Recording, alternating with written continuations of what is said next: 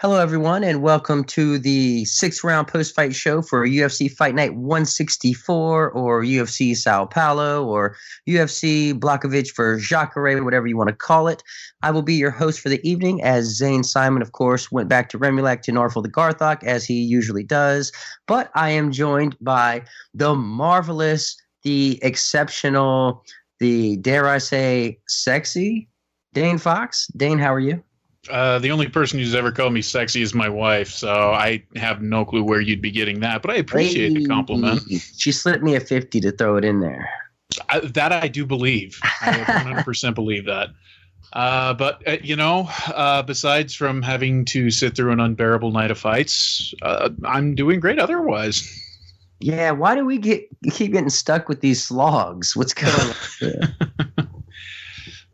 Just overexposure. You know, there's the oversaturation of the product is making it harder and harder to accept these cards for what they are, and this one was just a terrible slog.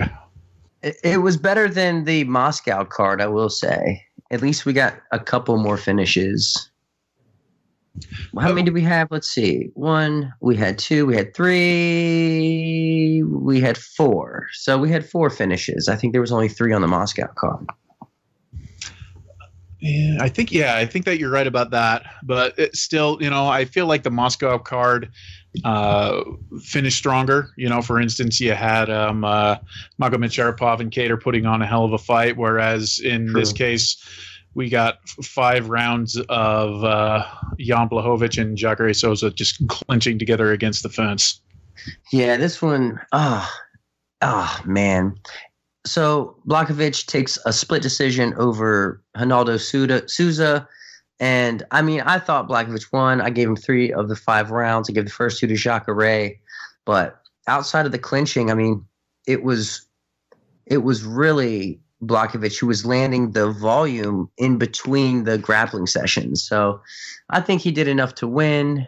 But man, this really was boring. And I guess it goes back to the whole, if you're moving up from middleweight to light heavyweight, you got to be striking. Like that's the recipe for success. We've seen it time and time again. Chris Weidman, Luke Rockhold, and now Jacare Souza, they try to move up to light heavyweight and they try to grapple, and it doesn't pan out for them. So there might be something to that. Like, it's just the way of the world. Like, 20 extra pounds is a lot. Yeah, well, at middleweight, they were used to being the bully because all 3 of them were notoriously big middleweights at 185. Yeah. So I think they figure that they're getting bigger, they're going to gain in strength, without necessarily taking into account that the opponents that they're facing at light heavyweight are also going to be just as strong, if not stronger, than what they are. And it ends up being a mess. I mean, credit to Souza. He didn't get put away in the violent manner in which Rockhold and Weidman were. Right. But this was just as bad of a performance in some ways due to the fact that it was terrible to watch. And I mean, all credit to Jan for being able to stop the takedown and just refusing to give it up and fighting through that horrible foot of his. Like, that thing was gross. That thing, he had like the Nutty Professor foot, I was actually thinking Big Trouble in Little China, but okay. Yeah, it was pretty bad. And it was funny when he was getting interviewed, he was like, "Oh, my foot's always like that." That's like, not healthy, buddy. If that's the case, you might want to go see a doctor. Honestly, the best part of the entire fight was when the crowd broke out the cell phone flashlights and started waving them around.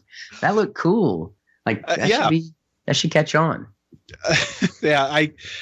I started noticing it in the crowd, and I'm like, I wonder if Twitter's noticing that, because I'm watching the fights. I can see the cell phones waving in the background, get on Twitter, and lo and behold, that's what basically everybody was commenting on. It was that'll tell you how bad of a fight is when the most entertaining thing is the fact that the crowd's waving their phones around with their flashlights on. So here's how bad of a fight it was. So I got roped into play-by-play for Mania, and literally nothing was happening in the clinch. So I put it in there. Like, the crowd breaks out the cell phones and starts waving the flashlights around. Like, it was it was the funnest part of the entire fight. But there was the moment there at the end of the fifth, where Jacare shot in but ate an uppercut, and it looked like Blachowicz might have dropped him or he might have slipped. I don't know. But either way, there was like a little bit of excitement, a little bit of a fight that broke out there. But all in all, a dud of a fight, but credit for Jan for getting another win, sending another middleweight packing, and at least he tried to call for a title shot in his post-fight interview, even though he's not going to get it or shouldn't get it. I think Dominic Reyes solidified his spot there, and he might end up just rematching Corey Anderson, and the winner of that maybe after the Reyes-Jones matchup could be next. It's possible. I would also be okay if he ends up fighting Anthony Smith. That fits the timeline. Smith said that he's probably not going to be ready until about February or something around that timeline. And sitting here in November, Blachowicz could be ready by that time. I'd imagine he might want to wait a little bit longer, but it's a reasonable fight. Yeah, I mean, I love watching Anthony Smith. Like, the only time he really didn't show up was for the John Jones fight. Yeah. And look what he just did to Gustafsson. So that's definitely cool. But like Anderson needs something, so I kind of feel like that should be the fight, the rematch there. True. I'll grant you that. That Anderson is, he's in a position similar to Blachowicz. And like you said, it would be a rematch. In their first fight, Anderson just grinded Blachowicz into the ground. But they're both different fighters from that fight, which was 2015 was when the first one took place. Blachowicz demonstrated tonight that his takedown defense is far superior to what it was at that time. So I'd imagine we would get a completely different fight. Yeah. And Anderson can throw his hands now. So, like, they're both completely different fighters. So, yeah. I'm all for that. There's really nothing else to talk about in that fight, I don't think. That's pretty much it. Let's go ahead and move to the co-main event. Mauricio Shogun Rua, Hall of Famer, former champion, currently ranked number 14 in the world somehow, went to a split draw with Paul Craig, who I don't know who showed up in that first round, but that wasn't Paul Craig. That was like... and you know what's funny? I almost tweeted this out, but I didn't. I was like, Paul Craig kind of looks like Joe Schilling's cousin or something. and sure enough, Paul Craig comes out throwing all these kicks, flurrying, being aggressive, asserting his will on the feet. And it's the best I've ever seen Craig look in the stand-up department. And he was putting it on Shogun for that entire first round. Like, I was impressed. I was thoroughly impressed. But as the fight went on, Shogun went to his takedowns there in the second and the third and just kind of did this, I'm going to get the takedown, control for a bit, stand up, and flying with a punch. And, like, just repeat the process. Like, stand up, flying with the punch, stand up, flying with the punch. And, like, Craig really didn't have an answer for that. Like, he couldn't lock up a submission. He couldn't hit a sweep. I almost feel like he threw this one away. That's totally how I feel about it too, man. Totally. Shogun, to Shogun's credit, he fought a smart fight, after he lost that first round. Like you said, he was very careful with the guard of Craig. He respected Craig's ability to get submissions off of the back, and was able to bring himself back into the fight. But at the same time, to tell you what the state of Shogun Rua is at this point is he was losing the stand-up battle to Paul Craig. He got himself back into the fight by putting Craig on his back and using some well-timed and placed ground and pound. Yeah, that's wild. That's definitely wild. I mean, in testament to Shogun and just how well-rounded he really is, he's always had the ground game. He just always has been a Muay Thai striker. That's always been his bread and butter. And I think Craig really shot himself in the foot in the third round where he went for the takedown, and the second he realized it wasn't there, he flopped to his back. And I'm like, what are you doing? Like, get up. Like, the last place you need to be is on your back. Like, I understand he is the king of the Hail Mary submission. Like, if anyone can win from the guard at 205, it's Paul Craig, right? But Shogun was just too good there, too savvy, and man, Craig really just threw this one away. What'd you think of the decision? Did you score it? How'd you score it? I scored it Shogun 29-28, but I have no problem with it being a draw. Right. Yeah. Craig unloaded on Rua in that first round, and the only thing that Rua did was keep his guard up high. I don't necessarily think that's all that intelligent of a defense. It is a defense, but right. Yeah. He made it through. It could have been a 10-8 first round for Paul Craig, for sure. Yes. Yeah. I wouldn't have given it to him, but it's not the type of decision I would argue. Definitely a great showing for Craig. That's got to boost his stock in the UFC. As for Shogun, though, I don't even know what to take away from this. Does he keep his position at number 14? Who does he fight next? He's obviously not retiring. So, what does the UFC do with the Shogun Rua? You want to say that they lob him some more softballs, but how much more of a softball do you get than Paul Craig at this point? Yeah, I don't know, man. It's not a good sign. That's for sure. Yeah, I was joking with somebody because they were talking about how red Shogun was turning, and my thoughts immediately went to, oh hell, let's throw him in there with Ed Herman and we can have a battle of tomatoes. That's perfectly reasonable. Why not? Yeah.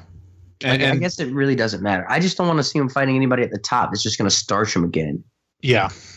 Yeah, and the thing that's scary about that is, if you remember about a year and a half ago, you had Daniel Cormier saying that, oh yeah, Shogun Rua is probably the next in line for me, and it's no, please don't do that, please. Yeah, I definitely miss Shogun. This was slow gun, slow gun Rua. He was throwing so slow. Oh man, it breaks my heart. I'm the biggest Shogun fan too, but it breaks my heart. And the thing is, the more he wins, the tougher opponents he's going to get. So it's almost as if he has to get starched for him to finally hang it up.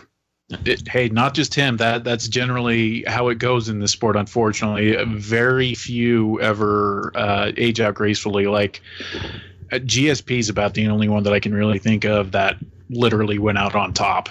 And there's still rumors going around that he might come back, So I think it's going to take another starching or something like that for Shogun to finally hang it up. Yeah, I don't know. I guess maybe he'll just keep playing the gatekeeper. But maybe they'll throw him in there with Nikita Krylov or oh, please someone don't. I know, but he needs to just stop being ranked. Yeah. It breaks my heart. But what do you think about Paul Craig? Where do you think he goes from here? Craig is game. I love watching Paul Craig because so long as he's conscious, he's going to keep trying to win the fight. The guy has no quit in him, but he's also incredibly limited as an athlete. He's tall, he's gangly, and he's usually pretty awkward on his striking. Now, like you said, he did look much sharper tonight than he ever has before. So, there's a good chance that he could surprise or exceed the expectations that not just I have, but most other people have on him, because most of us look at him as a gatekeeper to the rankings. You want to fight a ranked opponent, you got to beat Paul Craig. But beyond that, I don't know. Michel Oleksiejczuk, maybe. Yeah, I have no idea, but this was the first time he's ever gone to a decision. Yeah. No, like I said, he has no quit in him. You've got to put him away in order to stop him, or otherwise he'll put you away. Like you said, the first time that hasn't happened. And he's a guy who, he catches late submissions. What he did to Ankalaev was insane. That buzzer beater. Yes. So he's definitely fun, and I guess it was good that he got in here against Shogun. Yeah, late notice too. Yeah, good for him. Definitely good for him. All right, enough about this fight. It started out fire, but then it just it really fizzled by the end of it. But speaking of just absolute amazing fire, Charles Oliveira knocks out Jared Gordon 1 minute and 26 seconds into the opening round. That is the highlight of the night. Yeah, that was the highlight. the guy that has the most subs in UFC history is knocking people out now. Yeah, that's 2 in a row. I could not be more happy. I love Charles Oliveira. Like, he's a killer, like a straight up killer. And like, or, you know, one of these guys where you have to kill him to get him out of there. He can be broken mentally, or at least that's been the case in the past. But at this point, he's won 6 in a row. Even more impressive than winning 6 in a row is that every single one of them, he's been able to put them away. It looks like he's moved on past those mental issues that he's had before. You know, for instance, he had missed weight 4 times or so at featherweight. Yeah. He was always beating himself. The one thing that can be criticized with him, though, is the fact that this win streak has come against a bunch of opponents that you think that he should be running over anyway. Don't you dare talk about Jim Miller like that. Hey, I love Jim Miller too. The guy is a stud, but this isn't the Jim Miller that Charles Oliveira fought back in 2010. So, yeah, but I mean, Oliveira knows this, and he's been calling for more ranked opponents. He called out Conor McGregor, which is unrealistic, but he also called out Paul Felder, and you know, Paul Felder even says no one wants to fight him, you know, for various reasons. So that rematch might be something. I don't know if Felder would be up for it since he's already beat him. But well, Felder also said that he's holding out for basically a top 5 name. So as awesome as Oliveira is, he's not a top 5 name. But you know, that doesn't mean that there aren't several other fun opponents out there for him that I would be perfectly happy to see him go after. For instance, Francisco Trinaldo said in his post-fight interview that he would love to fight Oliveira. Or no, excuse me. I think he said Barboza. Either way, I wouldn't mind seeing Trinaldo and Oliveira. That'd still be a step up. But it's like, he's number 13. Oliveira is like, yes. He needs ranked opponents. No, I totally agree. I'm not saying that that's my ideal one. It absolutely isn't. Let's see here. They need to throw him in there with Kevin Lee. Kevin Lee would be awesome. Dan Hooker was another one that I thought of earlier. Everyone else in the top 5 from like Felder up is occupied. Like those are not happening. Yeah. I feel like Dan Hooker, Kevin Lee are like perfect. Barboza would be a fun one too. I don't think they've ever done it. Yikes. That'd be real interesting, because then maybe we'd see if the whole, you know, oh, that hurt, so I don't want to fight anymore part of Oliveira is still there. Because that was like the big knock, like you were saying earlier. It's like when things got hard, he was like, all right, I'm pretty much done here. Remember that weird like esophagus injury he had? Yeah, that was with Max Holloway. Oh, that was one of those fights that I was totally looking forward to. And then like 90 seconds into it, he's got that weird injury, and it's just like, what the? Yeah. Yeah. Oliveira, though, man, he's another one of those guys who just, like, his last decision was in 2014. That's 5 years ago. Was that Frankie Edgar? It was Jeremy Stevens. Okay. Yeah. Okay. But yeah, no, I love Oliveira, and dude, here's the crazy thing about it. This still blows my mind. He just barely turned 30. Really? Yeah.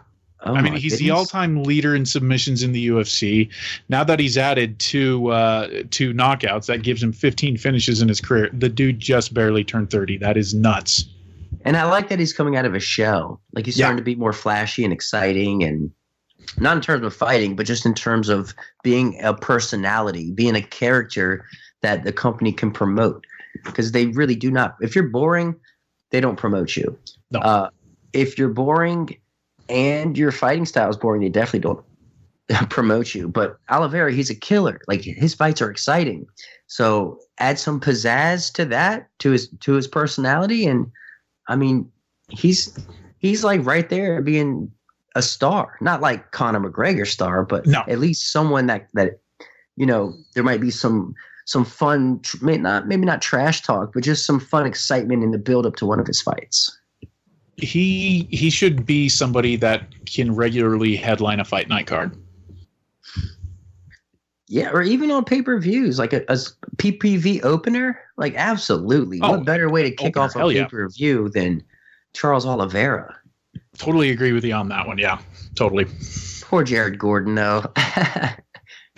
Poor Jared Gordon. Yeah, Gordon's one of those guys you can't help but root for too.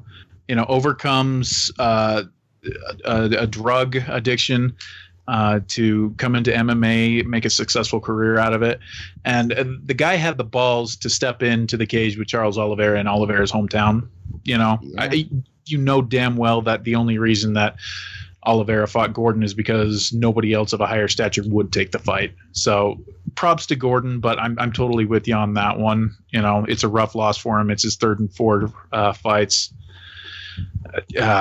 Hopefully he can get back on track. Gordon's a stud. Yeah, good story. Yeah. All right, so before that, Andre Muniz. Did I say that right? Muniz? I think so. That's what I heard the announcers pronouncing it as. So yeah. Well, he took a unanimous decision over Antonio Arroyo. Arroyo? I think it's Arroyo. He's Brazilian, so. So this fight, it was a grind. It really was.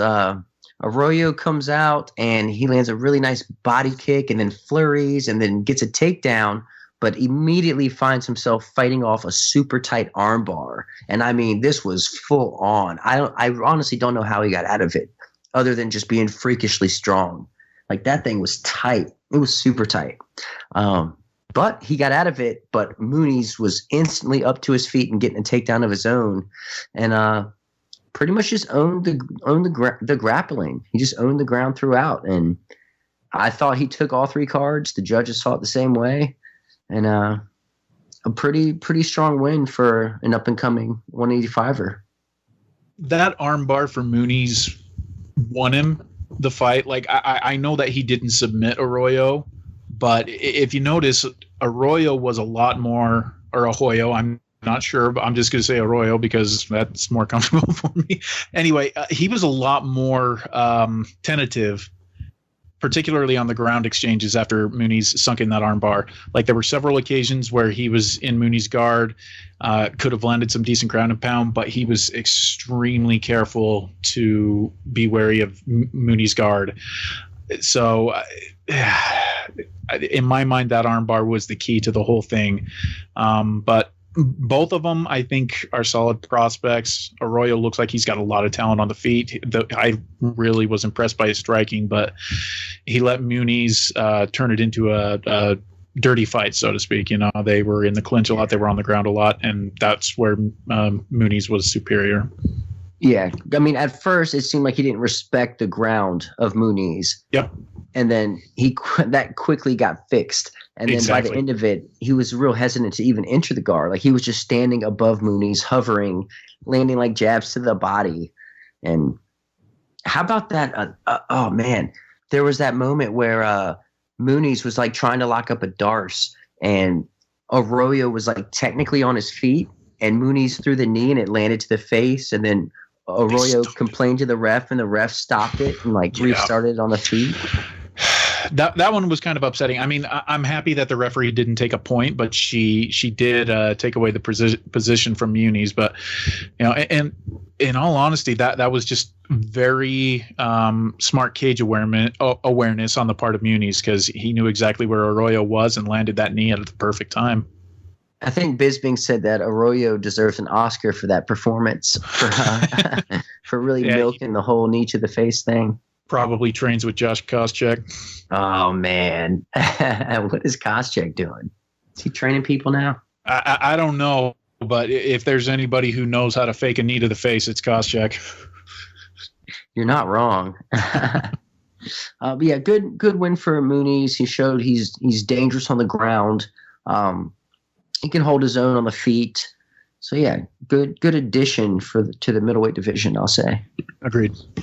All right, so before that, we had Wellington Turman taking a unanimous decision over the Joker, Marcus Perez. Of course, Perez showed up to the weigh-ins dressed as the Joker, Heath Ledger version, and it was spot on, man. Yeah, he looked good.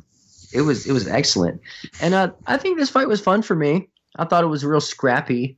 You had Perez throwing all sorts of crafty spinning attacks and sneaky elbows on the inside and spinning back fists, and Turman was just really clocking him with just basic fundamentals, jab cross and cross hook, and really made it his kind of fight. He was able to close the distance and just start grinding on Perez and grinding. And then by the third round, he was really able to turn it up and really just completely take Perez out of it. I mean, I guess Perez wasn't really out of it. Like, he never stopped fighting, but he definitely wasn't fighting the way he wanted to.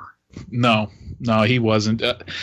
I think it was Turman's activity level more than anything, because Perez has never been a high volume fighter. He's very methodical in his choice of strikes, very savvy on the ground. Turman game planned very well to prepare for that. Even though Turman is known for his submission game, he didn't make a massive effort to get the fight to the mat at all times. He was content to fight against a cage and to make things dirty, and just he flat out outworked Perez, which is what gave him the victory. Yeah, I mean, credit to Perez for constantly trying to get back to his feet and just sticking in there and hanging and trying to use the smallest moments he could to land offense. Like, he tried his very best, and like it showed. Oh, he got some sneaky shots in there too. Just like you said, like a couple of those back elbows when he had Turman on his back, stuff like that. Yeah, exactly. Like the little up elbows. Yep. So crafty. And he's got that kind of evilness to him where he's trying to make you pay in every moment. But yeah, it was just the pressure of Turman just kept building and building, and it won him the fight, man. It was a strong showing. He was having fun out there, wagging the finger and waving on Perez, and I like this fight. Yeah, I mean, singularly, it's not a bad fight, but in a night full of decisions, particularly one that ended as badly as the event ended, it's not going to reflect too well upon itself, so to speak. No, I mean, the good thing though is it was the card opener, and it came after James Krause knocked out Sérgio Moraes. So let's go ahead and just move to that fight. Agreed. James Krause put on a surgical, I'll say, performance against Sérgio Moraes, knocking him out 4:19 of the third round. Moraes comes out, instantly gets a takedown, moves to side control, and Krause is just cool as a cucumber in a summer salad. Like, he didn't seem panicked or worried whatsoever. He just waited. And the second Moraes tried to spin for the back, Krause got back to his feet. Mm-hmm. And he just stayed the course and stuck with his I don't want to say simple, but a very basic fundamental game. Jab, jab, jab, jab, right, cross. Cross, left hook. Jab, jab, jab, jab, right, cross. Lots of straight strikes, nothing crazy, nothing fancy. Brutal calf kicks that really were just immobilizing Moraes and literally making him just like run away at times. Like, once those kicks started landing, I mean, just the whole body language of Sérgio, just it looked like someone who just didn't want to be there. No, he did not. One of the things that distinguished Moraes when he first came into the UFC to me was that he usually looked like he was having fun out there. It does not, the last few fights, it does not look like he's been having fun. He wanted out of there about midway through the second round. I mean, the leg kicks were clearly affecting him even before the first round was out. And if I was his corner, I would have said, you're not going back out there for the third round. He was just totally defeated and broken mentally. Even the referee could have stopped the fight long before he did. Yeah, and you're right, though, because he was always the guy smiling on his way to the octagon, smiling while he was in there. Mm-hmm. I don't think he smiled a single time tonight. No, he looked miserable the whole time. Moraes isn't a spring chicken by any means either. He was old when he came into the UFC. He's 37 now. And, Father Time's undefeated. I mean, don't get me wrong. Well, Randy Couture got a couple wins on him.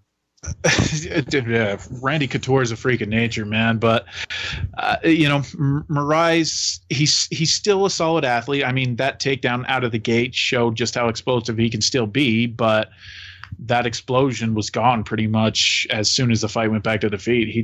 He couldn't get anything going. Yeah, all credit to Krause. Like, he really put on a masterful performance, using his tools, not getting crazy or overzealous, not trying to do too much. Like, even when he would have Moraes hurt or Moraes would flop to his back, he wouldn't engage. He made him stand back up until he was like, okay, this guy just doesn't want to be here. And then he was more willing to enter the guard. And then third round comes and he just places this right cross perfectly that drops Moraes. One hammer fist later, and he was awarded the knockout victory. Mm-hmm. Rightfully so.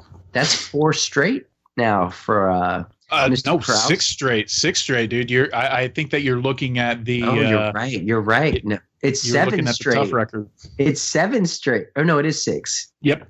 Wow, that's crazy. It's crazy that he went into the Ultimate Fighter coming off of 2 UFC wins. Yeah. I remember that the reason why he did that, he was looking to get promotion for his gym. He figured that he gets a little bit of a spotlight on himself with the Ultimate Fighter. He can talk about the gym because they do the personal stories on there. And the thing that I find hilarious is that he's got this 6-fight win streak, and it's coming at a time when he's emphasizing coaching and running his gym as opposed to putting pressure upon himself to find success within the cage. Yeah, that's pretty awesome. Little fun fact, him and I are from the same hometown. We're both born in Newport News, Virginia. And oddly enough, I got my Twitter handle from the James Krause. I was like, oh, I like that. The James Krause. I'll go ahead and reserve the Eddie Mercado. And that's how my Twitter handle came to be. And my Instagram and my YouTube and pretty much Facebook, everything else is the Eddie Mercado. I did a little bit of thievery there myself. I had a friend who did that with his email. You and Zane both had it that way. And I'm like, yeah, my email, my Twitter handle sucks. I'm going to take that and put that onto mine now. So it's so good. No, it totally works. Totally works. So yeah. So I have a fight coming up January 31st. And the announcer was like, so for your nickname, you want to just do like the Eddie Mercado? And I was like, I guess so. Like, sure. Why not? So I guess that's officially my nickname is the. Our producer would say you could be ready, Eddie Mercado. I don't know. I mean, well, she was just spitting the hot fire bars that she has. Shout out to Steph Haynes. Look for her mixtape dropping soon, by the way. All right, but yeah, James Krause, he's doing his thing, pulling out all these wins nonstop. Good to see out of him. All right, so before that, we had Ricardo Ramos pulling out a gorgeous rear naked choke on Eduardo Garagori. Hopefully I said that right. Ramos is hot, man. Yes. Go ahead. No, I mean, he came out and he did his thing. He was landing his beautiful strikes. He went in, got the takedown, took the back. Garagori stood to his feet. Not an issue. Ramos, remained calm, stayed attached, locked the rear naked choke. They fell to the ground, and he got the tap.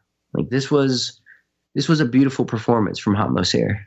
Yeah, it's been a while since we've seen the human backpack routine from somebody on a rear naked choke. Always fun to see. Everybody always thinks about Matt Hughes with regards to Frank Trigg on that one, but Ramos has the perfect frame to be able to pull that off too. He's really long, he's really lanky, even as he's moving up to featherweight, and he pretty much did what he wanted with Garagori in this one. Yeah, and he seemed to be a good size for featherweight too. I'm not sure what he was even doing at bantamweight. That's been an issue with so many of the fighters at this point.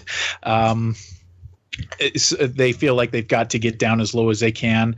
And I'm happy to see more and more of them are finding success as they move up in weight, because I do believe that it was to Ramos' detriment, particularly given that he was looking to strike when he was at bantamweight. I don't think he had the energy levels to do the wrestling down at that division, because he came into the organization with a reputation as a submission artist. And this is the first submission victory that he's gotten since he came into the UFC. Yeah, excellent showing from Ramos. So our producer, she says I should go with Eddie Shane Burgos Mercado in the same way that Nikita Krylov took Al Capone as his nickname. She also suggested Fast Eddie. Hey, Fast Eddie Clark from Motorhead. Why not? Excellent suggestions from Steph. All right, so yeah, Ramos, Fast Eddie Phelps for the Sting. It just keeps getting better. Oh, man. All right, so before that, we had Francisco Trinaldo taking a sticky decision over Bobby Green. I think I actually scored this one for Green, but it was real tit for tat. You know, a lot of solo strikes, a lot of Trinaldo. I feel like came on strong early. He got some really good takedowns, but like despite these awesome takedowns, Green like magically ended up on top. Like it was the craziest thing ever. Like his hips are so strong and his balance is so good that the takedowns, all they really did for Trinaldo was tax his gas tank. Yep. Oh god, those scrambles in that first round were so much fun to watch. Yeah. Oh god. It ended up with Trinaldo catching Green in a guillotine off of his back, and it took Green a little while to pull it out, but that whole sequence was just pure joy to watch. One of the highlights of the night for sure. Yeah, Green was doing a great job of sticking and moving. Like he would come in with like a two-piece, and then he would make Trinaldo miss. I felt like Trinaldo was missing a lot. Mm-hmm. And I don't know. I don't agree with the decision. But, you know, it was such a close fight and sticky, as I like to say. So whatever. With Green, it makes me question his methods, because he always likes to keep his chin out there and then try to pull it back at the last moment. He didn't do that quite as much this time around, but you know, it was still prominent enough that I noticed it. But he's lost. This was a close decision loss. He lost a close decision to Jacare Close, which was again one that I thought Green won. Another close decision loss to Rashid Magomedov. He fought to a draw with Lando Venata, and that was one that I thought Green won as well. You know, it makes me wonder if the way that he hangs his chin out there for his opponents to potentially touch up, because I think that a lot of those shots that they miss, it can be hard for the judges to tell, and so I think that might be working against him as he continues to go to decisions in these types of manner. Yeah, he's always in these close fights. It's like the poor man's Benson Henderson, where like Henderson's so smooth that he just gets away with everything. No sells it. He's awarded by the judges, and Green's like the opposite. Yep. It's like it just doesn't work the same way. Mm-hmm. But yeah, I mean, maybe it's the antics that are. But I mean, that's just Bobby Green, though. Like that's just who he is and how he fights. I get it, but I mean, I understand. You know, you dance with the horse that brought you. You know, something like that. I'm not 100% sure if that's a phrase, but you get what I'm saying. The thing is, though, it when it gets to the point of if it ain't broke, don't fix it. Well, it's clearly broke, because Green has only one victory in his last 7 contests.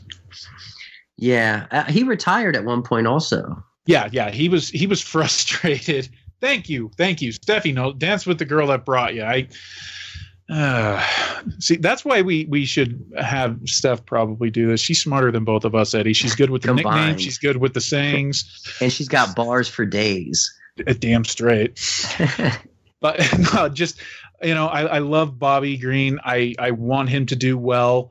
But with that solitary victory in the last 7 fights, I'm scared that the UFC might say that they've seen enough and cut him loose. And I really hope that they don't do that, because Bobby Green is a much better fight than what his record is indicating at this point. Yeah, I mean, he's a tough out for anybody. Yeah. But yeah, this fight was just sticky. I feel like it was a little home cooking. 30-27, I just didn't see it. 29-28 is okay, but 30-27, I don't think so. That's how I felt too. But I'm not going to say Ronaldo robbed him. It wasn't a robbery. It was a close fight that could have gone either way. But it just sucks that it goes against Bobby again. All right. So before that, we had Randy Brown taking a second round submission, 1 minute and 22 seconds in, over Warlley Alves. Man, this was a fun fight while it lasted. Man, this was a great fight. This was great. Good on Randy Brown. Like, he comes out, he gets taken down right away. Alves is on top. Looks like he's controlling. And I think it was the start of the second round. He knocks Alves over. Alves gets back up. Brown hits him with a flying knee and then hits him with a head kick that wobbles him. But Brown slips as he's connecting and falls to his back. And I'm like, no, here we go again. But instantly he locks up a triangle. Alves struggles for a bit. Brown starts landing elbows, locks up the triangle, and Alves taps. Yeah, I think that qualifies for a club and sub because Alves was knocked stupid from that head kick. It just so happened that he fell into Brown's guard, and Brown had the wherewithal to lock in that triangle, and Alves just slowly got caught deeper and deeper into it until the point that he tapped. Yeah, it was like right there at the cusp of a club and sub. Because when that head kick landed, you can just, in the slow-mo replay, you just see Alves going from like sober to just not sober. And you're like, oh, like that hit really hard. And what makes this even more impressive was Alves looked really good in the first round too. Yeah, he came close to finishing Brown with that rear naked choke, and Brown was able to work his way out. All credit to Randy Brown. Yes.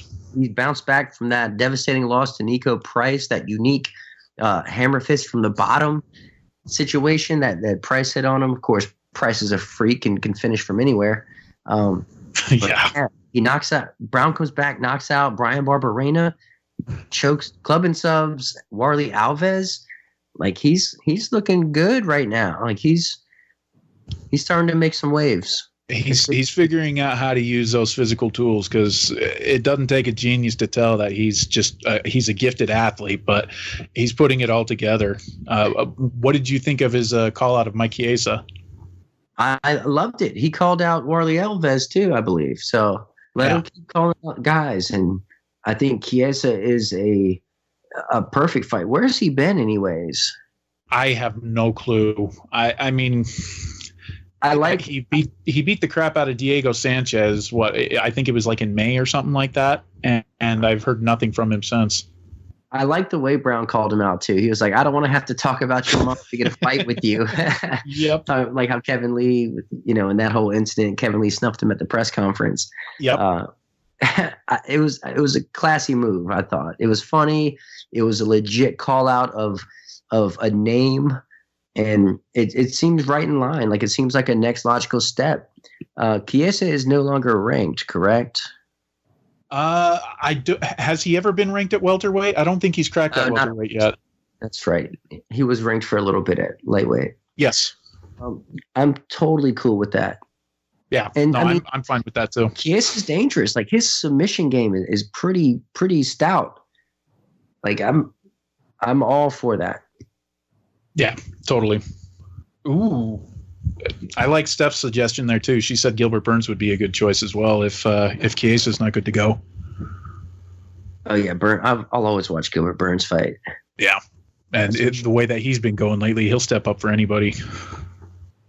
All right, so before that, we had Douglas Andrade taking a unanimous decision over once former great bantamweight champion Renan Barão, and how the mighty have just fallen. Ugh, Renan Barão. That was he was bleeding from the first two punches thrown at him. While this was a depressing viewing, considering what Barão once was, I'll admit that it wasn't quite as depressing as I was expecting, because I thought Barão was going to be finished at some point. The former champion showed a lot of toughness, showed a lot of heart. He was trying to get the wrestling game working, and he was having a degree of success to it. But referee Osiris Maya was like, "Nah, I don't like this wrestling. You're standing back up," because there were at least 2 questionable stand-ups where Barão had the advantageous position. But beyond that, dude, all the credit in the world to Andrade, because he just every single punch that he fired at Barão was just loaded. And he did all sorts of damage to the point that Barão was a bloody mess by the end. I feel like Barão wasn't being active enough on the ground to not get stood up. So, like, I was okay with the stand-ups. I didn't say that they were blatantly bad. I said questionable. So it was one of those that I was like, Barão's trying to be active, but at the same time, I can totally get it. But, that was the only chance that Barão had at winning was those takedowns and keeping Andrade down, because on the feet, he was getting pieced up. I feel like the only reason Barão didn't get finished is because Douglas ran out of gas.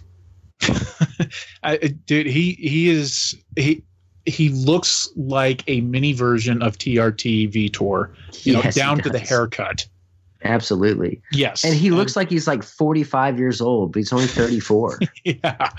But the thing, it's not just that he looks like he's gassed, but he throws everything with 100% force. He does not know how to throw a feeler out there. He's just looking for the kill with every single shot. Man, you know what's sad? Since the first time Barão fought TJ Dillashaw and got head kick knocked out, he's won twice. Yep. And lost 6 times. He's 2-6 since that fight. It's Mitch Gagnon and Philippe Nover that he beat. 7.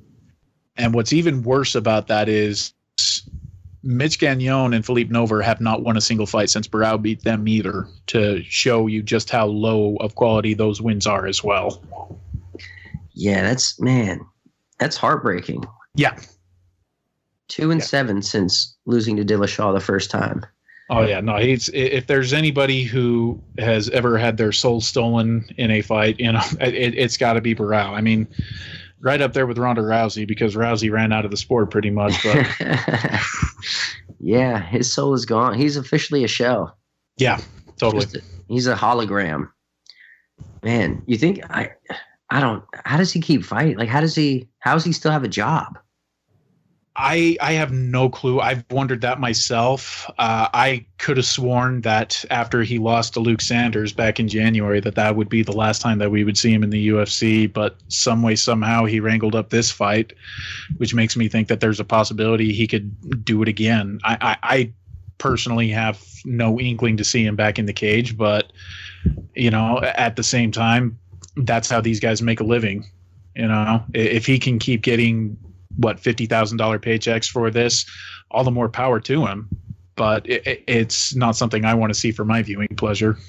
Nah, it's sad. Like, it's definitely sad. Like, I'm just waiting for him to leave his gloves in the octagon, but like, it just doesn't happen. Yeah. But credit to Andrade, he moves back to featherweight, gets a win over a former champion. He did all sorts of damage, throwing heavy strikes, hurting Barão. Managed to not completely peter out there down the stretch. Yeah. And got a solid win. I don't know it doesn't really say much beating Barão anymore. No. But on paper, he beat a former champion. Yeah. Yeah. I mean, like I said, these are paychecks for these guys. So it's very plausible Andrade could have been fighting for his own job as well. So it's another opportunity for a fight, another opportunity for a paycheck. This is prize fighting. Yep. All right. So before that, we had Ariane Lipski taking a unanimous decision over Isabella de Padua. Did I say that? I would say that. De Padua sounds right. De Padua.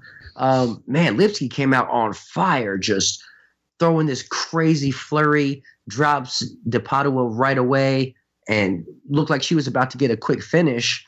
But turns out De Padua was pretty tough. She was able to weather the storm, recover, get back to her feet, get a takedown of her own. And it just wasn't enough. No, it was.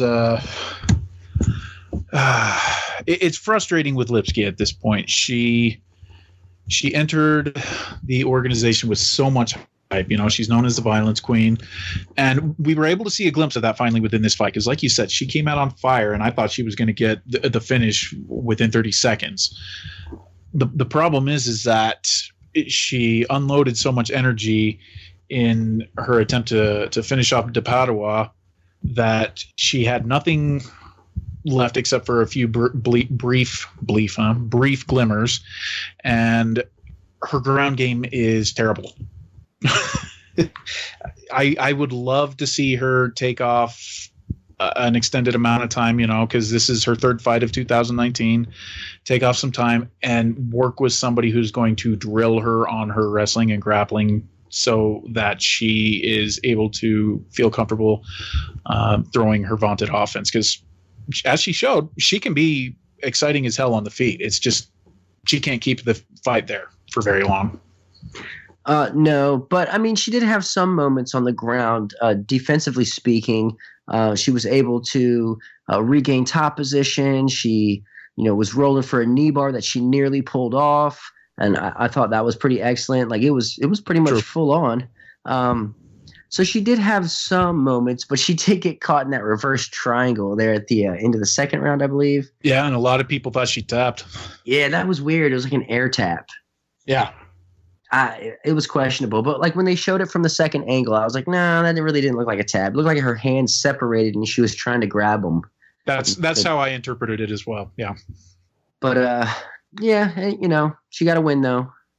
And what, De Padua, what was this, like 2 days notice or something? I think it was less than that. I mean, holy crap. I saw it reported Friday morning that she was in the fight. And I know that I know that it happened sooner than that, but you could say that she had less than 24 hours to weigh in. I mean, how crazy is that? Yeah, that's wild. Definitely wild. So kudos to her for stepping up and even taking the fight. She's game. Yeah. When the UFC calls, you gotta be ready. Yeah. Yeah. I'm very curious to see what she can do with a full cam. All right. So opening up the event, Tracy Cortez took a unanimous decision over Vanessa Melo. And, right away, the fighters just got busy standing in front of one another, throwing their strikes. Cortez was getting the better of the exchanges despite the pressure of Melo. The left hook was landing a lot, and she was doing a great job of moving her head and throwing her strikes. Come round two, she switched the game plan and really started to press Melo against the cage, landed some really good knees there, working her takedown. But, I mean, it was she did a great job of just rendering Melo defensive. Yeah. Strong showing for Cortez here and her. Yeah, showing a nice, well-rounded game. Like you said, she relied on her boxing in the first round. That was the closest round by far because that's where Melo's at her best as well before Cortez changed up the gears and went with the wrestling. And even more impressive, too, considering that Cortez is a flyweight. And she took this contest because she wanted to get another fight in before the year's end, so she can get some extra experience. So even more impressive on her part. Experience and a paycheck. Let's not forget. Yep. Can't forget that. Yeah, I mean it was promising. Definitely promising. She showcased a lot of her tools. She can hang on the feet and she can switch gears. She can work her wrestling, work her takedowns. She can clinch. She can strike while in the clinch. Mm-hmm. And Melo came on late there in the final round and, started landing a lot more, being more aggressive with her punching. But Cortez caught a kick, and from there it was all Cortez. She just really controlled from the top and dropped a bunch of ground strikes and, I mean, looked pretty good in all areas. Yeah. No, and, very mature performance from fighter who only turned professional 2 years ago. Her professional debut was August 2017, so she's progressing rapidly at this pace. I'm looking at the Tapology page. Look at all the canceled and fizzled bouts. That's insane. Nine bouts were canceled or fizzled, as they say. That's nuts. Lots of injuries. Let's see. Yeah, Capoeira was the one that had the failed drug test. Ay, caramba. Yeah. Well, let's go back to the top of the card. Jan Blachowicz took a lackluster split decision over Jacare Souza, but proven that he's got the takedown defense that wasn't there earlier in his career. Souza, tough money, moving up with his style. You know, moving from middleweight to light heavyweight to grapple is a tough order. But credit to Blachowicz. This should set him up for maybe a number one contenders fight and potentially get himself to a title. He says he's going to retire in 3 years or so. So it looks like he's on a mission. Shogun, not getting starched. That's always good. You know, that's a win. That's a win for me. He drew even with Paul Craig. Craig looked great in that first round, showed off the best striking he's ever showed in the UFC. So that's good for him also. The fight really fizzled as it went on. But before that, we got the spectacular showing from Charles Oliveira, proving that he's as lethal as ever and becoming more lethal in different ways, getting the knockout of Jared Gordon in less than 90 seconds. That was super awesome. So there were some takeaways from this card. We had a couple awesome finishes. You know, James Krause knocking out Sérgio Moraes was cool. Ricardo Ramos getting the first round rear naked choke was great. And Randy Brown with that club and sub of Warlley Alves. All that sandwiched in between all these decisions makes for like kind of a slog of an event. It kind of dragged on. Yep. But I mean, not like the worst card. I still think it's better than the Moscow card. I will politely disagree with you, but I think that you've definitely got room to argue that. I'll give you that. But hopefully our next one won't be as bad. 3 title fights on our next one, man. Yeah, we're going to be off for 2 weeks, I believe. No. I apologize. It's Rosenstrike and Overeem next.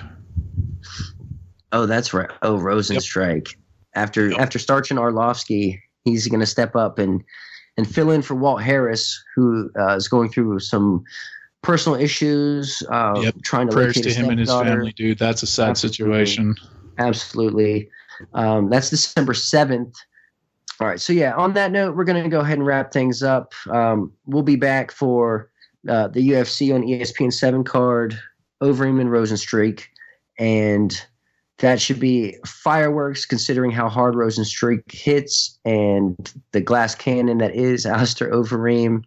You can find me on Twitter at the Eddie Mercado. You can find Dane on Twitter at the Dane Fox. Until then, go be a good person.